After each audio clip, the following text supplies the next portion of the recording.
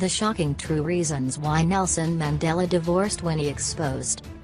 John Carlin, in his new book Knowing Mandela, reveals why he never forgave the former wife who has visited his bedside.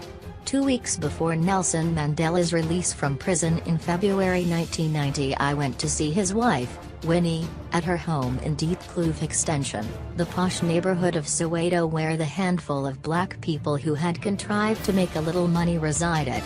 It was known as Baverly Hills to Soweto's other residents. After Nelson's release, she would have nothing to do with any of those who had criticised her. He, ever a loyal and disciplined member of the ANC, was working closely with them. She believed her husband had done enough. Now he belonged to her and their 2 children. She expected him to make her enemies his enemies. Instead, he invited them to meetings, let them keep his diary and organize his security. All this she found intolerable. Mandela's love for Winnie had been, like many great loves, a kind of madness, all the more so in his case as it was founded more on a fantasy that he had kept alive for 27 years in prison than on the brief time they had actually spent together. The demands of his political life before he was imprisoned were such that they had next to no experience of married life, as Winnie herself would confess to me that morning. "I have never lived with Mandela," she said.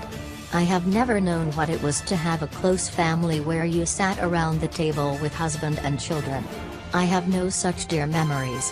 When I gave birth to my children he was never there, even though he was not in jail at the time." The truth was that Winnie had had several lovers during Mandela's long absence. In the months before his release, she had been having an affair with Dali Mpofu, a lawyer 30 years her junior and a member of her defense team. She carried on with the affair after Mandela left prison. ANC members close to Mandela knew that was going on, as they did about her frequent bouts of drunkenness.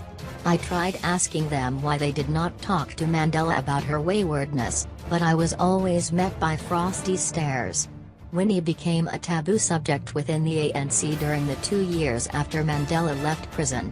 Confronting him with the truth was a step too far for the freedom fighters of the ANC. His impeccably courteous public persona acted as a coat of armour protecting the sorrowing man within. But there came a point when Mandela could deceive himself, or the public, no longer.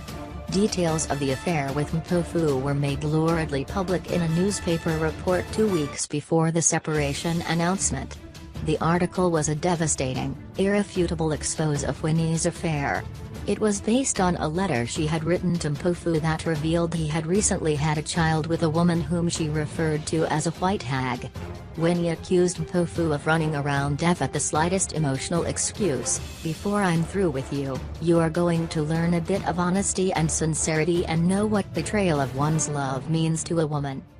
Remember always how much you have hurt and humiliated me. I keep telling you the situation is deteriorating at home. You are not bothered because you are satisfying yourself every night with a woman. I won't be your bloody fool, Dali." In private, Mandela had already endured quite enough conjugal torture. I learned of one especially hurtful episode from a friend of Mandela some years later.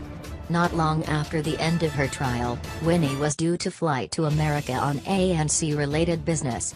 She wanted to take Mpofu with her, and Mandela said she should not. Winnie agreed not to, but went with him anyway. Mandela phoned her at her hotel room in New York, and Mpofu answered the phone. On the face of it, Mandela was a man more sinned against than sinning, but he did not see it that way.